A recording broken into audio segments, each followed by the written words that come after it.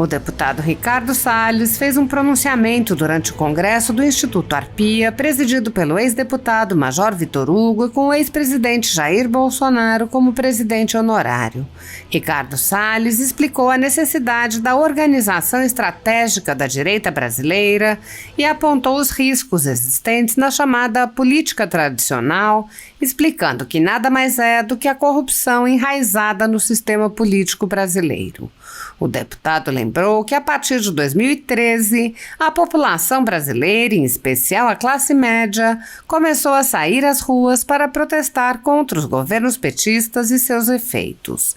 Salles apontou que, nesse contexto, Bolsonaro foi eleito para a presidência, mas não contava com um partido e uma base de direita bem estabelecidos que pudessem fornecer quadros para o governo. Com a ausência desses quadros, o governo é forçado a conviver com grupos que, não sendo de direita, podem oferecer profissionais para a administração. Ele lembrou ainda que Bolsonaro, mesmo tendo enfrentado problemas graves como a pandemia e os efeitos da guerra da Ucrânia, foi muito competitivo na eleição. Salles disse que, mesmo sem a eleição do presidente, a direita elegeu deputados estaduais, senadores e governadores. Ele brincou: a direita saiu do armário e acrescentou: esse legado não acaba mais. O deputado comparou o momento atual às dores do parto da direita. Ele explicou os desafios a serem enfrentados. Agora nós temos que consolidar essa direita. Foi reeleita parte dela em 2022, mas tem o grande desafio de não ser fagocitada na política pelo Centrão. Ricardo Salles lembrou que os políticos de direita têm plenas condições de enfrentar a esquerda no plano político por terem capacitação, seriedade, princípios e valores, mas precisam lidar com esse segmento da velha política. Ele utilizou uma imagem de um combate medieval em que 2 cavaleiros se preparam para um combate, mas um cavalariço está pronto para atacar um deles pelas costas. O deputado disse: o grande problema hoje no Brasil é que a corrupção, a fragilidade das instituições, aquela estratégia que corrói por dentro as iniciativas da direita, ela vem justamente desses políticos tradicionais que não se importam de trair ora a esquerda, ora a direita. Salles defendeu: esses nossos princípios, esses nossos valores não podem ser maculados, enfraquecidos por aqueles que usam a política para fazer negócios. Apoiadores do ex-presidente Jair Bolsonaro e pessoas que apenas têm um discurso diferente do imposto pelo cartel midiático vêm sendo perseguidos, em especial pelo judiciário. Além dos inquéritos conduzidos pelo ministro Alexandre de Moraes, do Supremo Tribunal Federal, também o ex-corregedor do Tribunal Superior Eleitoral, Luiz Felipe Salomão, criou seu próprio inquérito administrativo e ordenou o confisco da renda de sites e canais conservadores como a Folha Política. Toda a receita de mais de 27 meses do nosso trabalho está bloqueada por ordem do TSE, com aplauso dos ministros Luiz Roberto Barroso, Alexandre de Moraes e Edson Fachin. Sem a possibilidade de receber a renda de seu trabalho, o jornal corre o risco de fechar. Se você apoia o trabalho da Folha Política e pode ajudar, use o QR Code para doar qualquer quantia para a empresa Raposo Fernandes ou use o código ajude@folhapolitica.org. Caso prefira, há a opção de transferência bancária para a conta da empresa Raposo Fernandes, disponível na descrição deste vídeo e no comentário fixado no topo. Há mais de 10 anos, a Folha Política faz a cobertura da política brasileira, mostrando atos, pronunciamentos e eventos dos 3 poderes, quebrando a espiral do silêncio imposta pelo cartel de mídia que quer o monopólio da informação. Pix ajude@folhapolitica.org. Assista. Vou passar a palavra agora para o futuro prefeito da cidade de São Paulo, o ministro Ricardo Salles, que está aqui, está nos brinda, nos prestigia.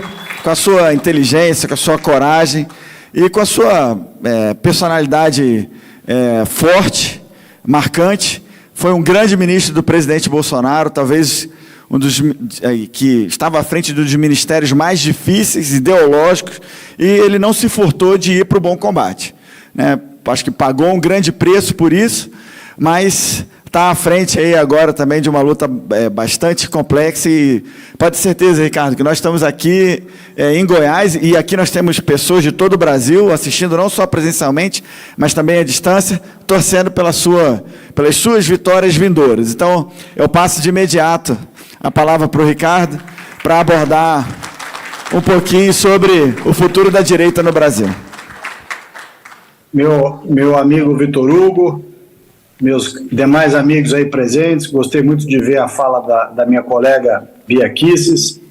Bom, saudar a todos aí, lamentando infelizmente não poder estar presente, mas estou presente remotamente aqui, que a tecnologia nos permite.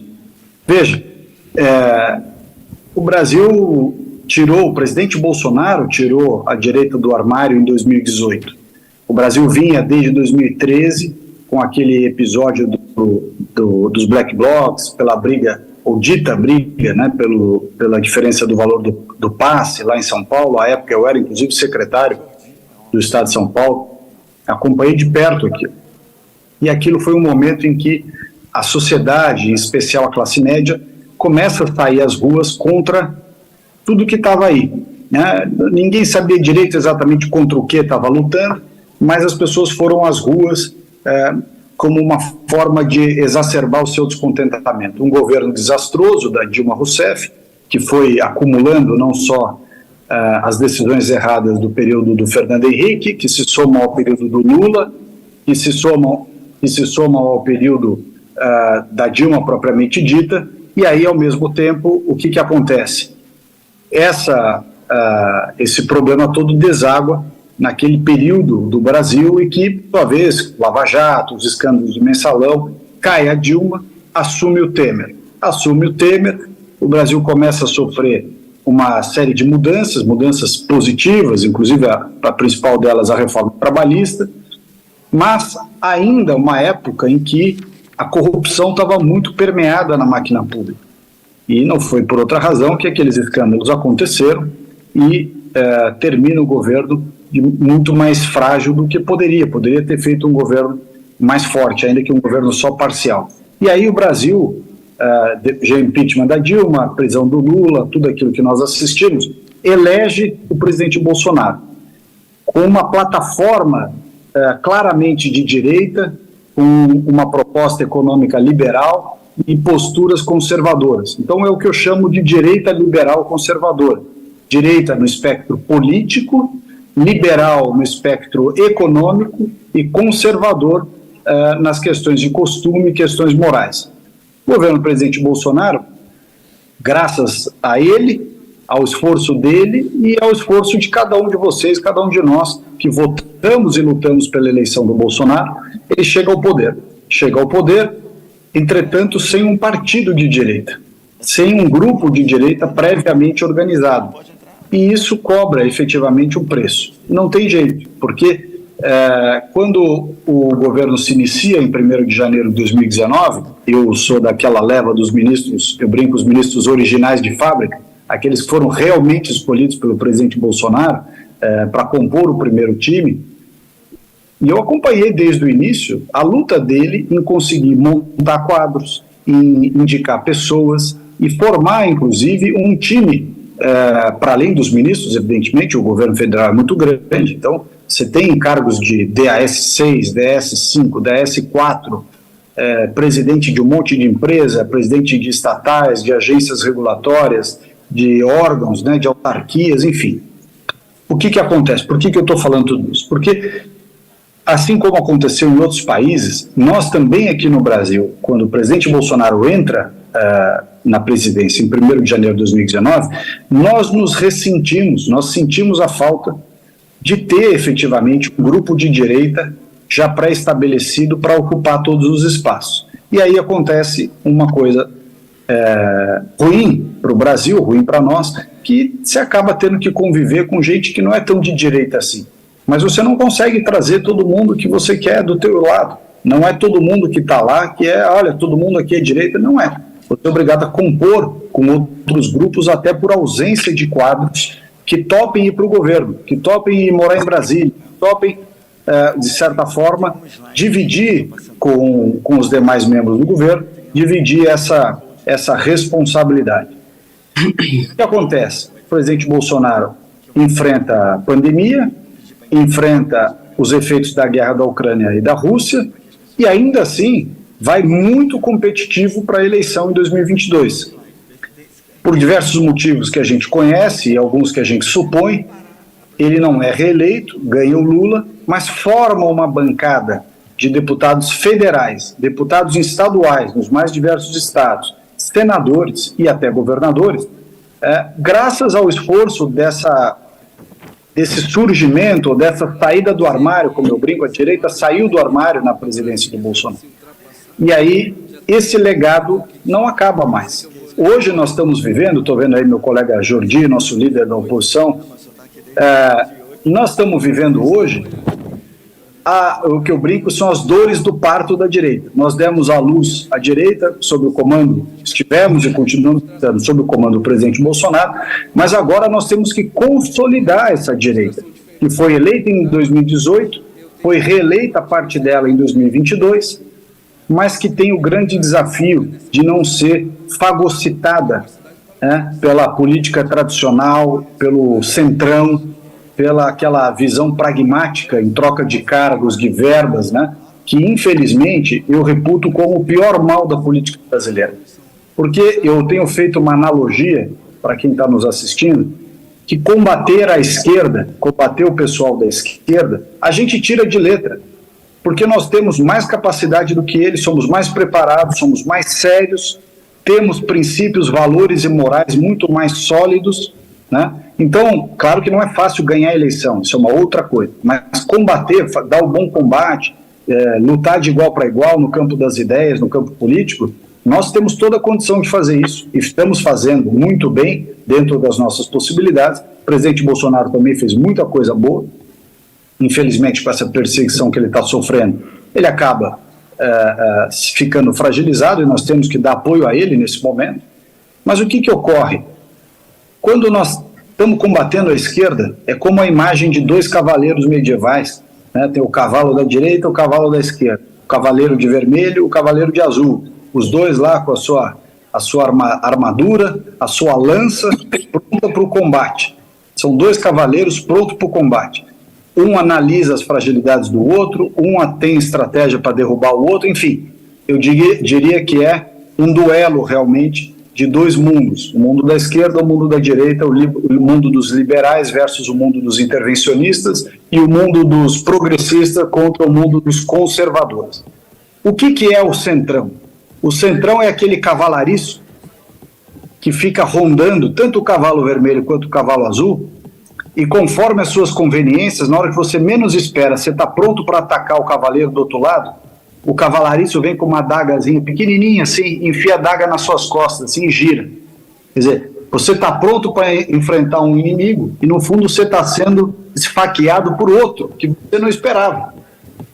Essa é um pouco a visão desse centrão, que ora esfaqueia a esquerda, ora esfaqueia a direita.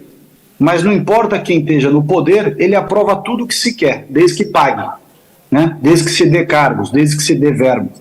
Então, eu acho que o futuro da direita se dá em ser muito fiel aos seus princípios e valores, sem radicalismo. Não estou pregando aqui radicalismo. Aliás, uma das formas que alguns políticos do centrão usam para desqualificar a direita é nos chamar de extrema-direita.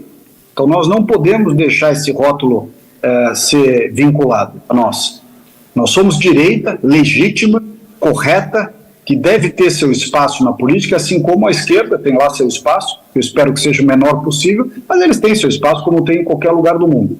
O grande problema hoje, no Brasil, é que a corrupção, a fragilidade das instituições, aquela estratégia que corrói por dentro as iniciativas da direita, ela vem justamente desses políticos profissionais, que gostam de dinheiro, gostam de cargo, gostam de verba, e não se importam em trair ora a esquerda, ora a direita, desde que um dos lados pague melhor. Então, é isso que nós não podemos deixar acontecer, deixar ser abocanhados pelo canto da sereia, pela história do pragmatismo do centrão, desses oportunistas patrimonialistas que vão ruindo justamente os fundamentos que nos pertencem. Né? Nós defendermos um Estado mais enxuto, uma política pública que defenda a família, os valores morais, que defenda a propriedade privada, que defenda o direito à legítima defesa, que defenda o agro, defenda o cidadão e a cidadã de bem, né? Esses nossos princípios, esses nossos valores, não podem ser maculados, não podem ser enfraquecidos justamente por aqueles que estão na política para fazer negócio. O cara que está na política para fazer negócio, ele não tem ideologia, ele vai para o lado que pagar mais. É a frase do Winston Churchill. Winston Churchill dizia que o político sem ideologia é como uma frase morta no vento. Do lado que o vento soprar, a folha vai. Então, eu acho que esse é o grande desafio nosso. Nós termos um caminho que seja nosso, da direita, com tranquilidade, com convicções e aceitando uma consequência natural do jogo político. Ora nós vamos ganhar, ora nós vamos perder. Mas nós não podemos passar por cima dos nossos princípios só para ganhar a qualquer custo. Isso não, porque isso nos aproxima justamente desse grupo corrupto, patrimonialista, que assalta o Brasil há 40 anos e vota tudo que a esquerda quer, desde que pague. Então, eu acho que esse é o futuro um pouco da direita. Convicções, firmeza e obstinação. Né? Ter esse cuidado, essa força que une a todos nós, a vocês, enfim, e sob o comando do nosso presidente Bolsonaro.